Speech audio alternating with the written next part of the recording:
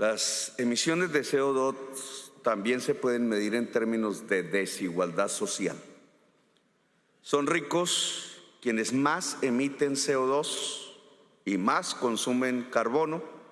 Son pobres quienes menos lo hacen. Es esta desigualdad social sustancial en el mundo de hoy la causa por la cual ha fracasado los objetivos de la COP de París. Hoy se emite un 12% más de CO2 en el mundo que en el 2010. Es decir, los sectores más ricos de la humanidad han expandido su consumo de carbono y por tanto las emisiones de CO2, llevando a la humanidad y a la vida a la crisis.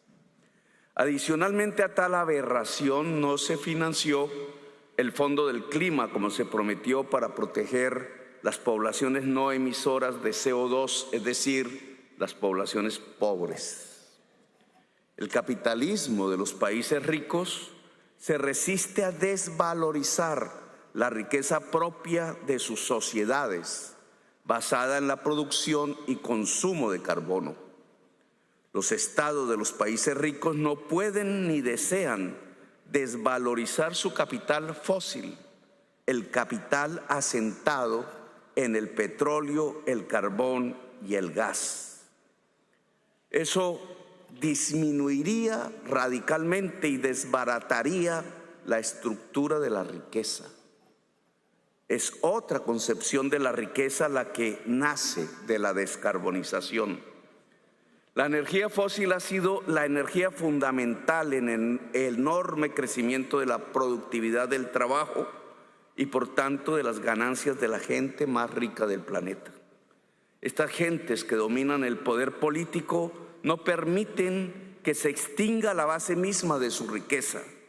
El sueño americano, el confort europeo, el síndrome de alcance de la China o de la India se basan en el consumo pleno de carbono.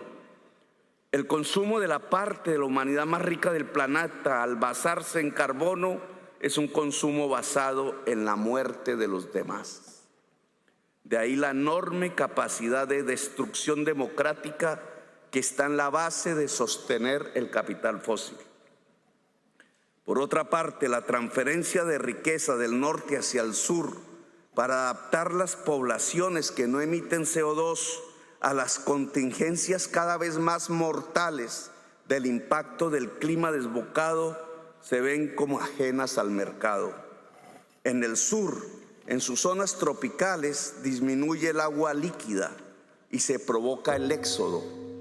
El vaciamiento de población del sur y la marcha de pueblos enteros hacia el norte está en camino. La enorme desigualdad social frente al consumo de carbono y el incremento cada vez más grande de carbono en la población rica del norte provoca el éxodo del sur hacia el norte. Hoy son decenas de millones, mañana serán centenares de millones. ¿Qué pasará con ese éxodo? ¿Qué pasará con la democracia? ¿Qué pasará con el derecho internacional? ¿Qué pasará con la humanidad? Los invito a que imaginemos una fusión, una combinación de hechos. La proyección de la crisis climática en 5 o 10 años y el actual genocidio al pueblo palestino. ¿Están desconectados estos hechos o podemos mirar allí un espejo del inmediato futuro? El genocidio y la barbarie desatada sobre el pueblo palestino es lo que le espera al éxodo de los pueblos del sur desatado por la crisis climática. Si los portadores de la riqueza del norte, intensiva en consumo de carbono, no permiten apagar las chimeneas emisoras, es decir, no dejan de consumir petróleo, carbón y gas, se romperán de manera irreversible los pilares que sostienen la existencia de la vida humana en el planeta. Pero esa ruptura se generará de manera desigual. La mayor parte de las víctimas climáticas, que se contarán por miles de millones, estarán en los países que no emiten CO2 o muy poco. Sin transferencias de riqueza del norte al sur, las víctimas climáticas cada vez tendrán menos agua líquida en sus hábitats y se trasladarán al norte, a donde los deshielos permitirán el agua dulce. El éxodo será de miles de millones. Este éxodo inmenso tendrá respuestas en el norte. Ya la podemos ver en las conductas antimigratorias de los países ricos y el ascenso de las extremas derechas en ellos. Hitler está golpeando las puertas de los hogares de la clase media europea y norteamericana, y muchos ya lo han hecho entrar. El éxodo será respondido con muchísima violencia, con la barbarie misma. Lo que vemos en Gaza es el ensayo del futuro. ¿Por qué los grandes países consumidores de carbono han permitido el asesinato sistemático de miles de niños en Gaza? Porque Hitler ya entró a sus hogares y se alistan para defender sus altos niveles de consumo de carbono y rechazar el éxodo que provoca. Ya podemos ver entonces el futuro, el cierre de la democracia, su final, y la barbarie desatada contra nuestros pueblos, los pueblos que no emitimos CO2, los pueblos pobres. Es evitable este futuro de una Gaza generalizada sobre el éxodo creciente de nuestros pueblos. Las votaciones en las Naciones Unidas sobre la barbarie contra Palestina marcan una fragmentación política mundial. Aún hay países que a punto de hundirse, como las islas de Vanuatu y otras islas, votan contra Palestina. Pero la inmensa mayoría de los pueblos pobres del mundo se han unido para detener la barbarie. Solo votan a favor del genocidio los pocos países de Europa y Norteamérica, los grandes consumidores de carbono.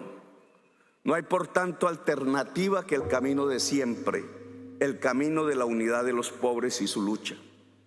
Colombia ha propuesto superar la crisis climática a partir del multilateralismo, es decir, del derecho internacional, de hacer vinculantes los planes de la COP a todas las partes, de crear un espacio de poderes públicos mundiales que planifique la transición hacia la economía descarbonizada.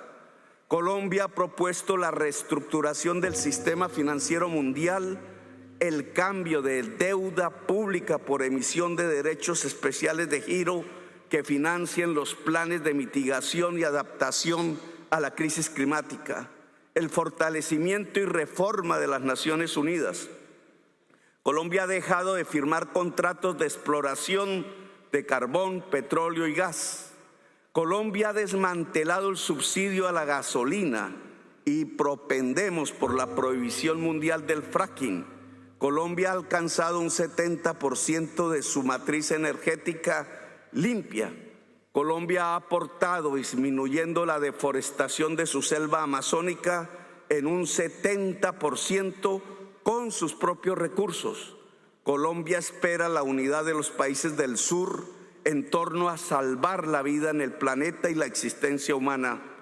Quizás, si vemos resurgir entre los despojos una Palestina libre hoy, podremos ver mañana resurgir una humanidad viva en medio de los despojos de la crisis climática.